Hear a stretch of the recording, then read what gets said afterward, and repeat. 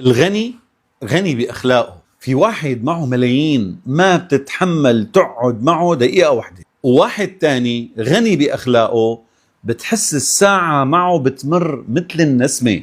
الغني غني بأخلاقه لأنه بتلاقيه إذا وعد وفى، وإذا قدر سامح، وهذا أكبر غنى ممكن يملكه الإنسان. الغني غني بأخلاقه مو بالمصاري، إذا أعطى بيعطي بمحبة وبيكسب دعوات الناس قبل ما يكسب إعجابهم.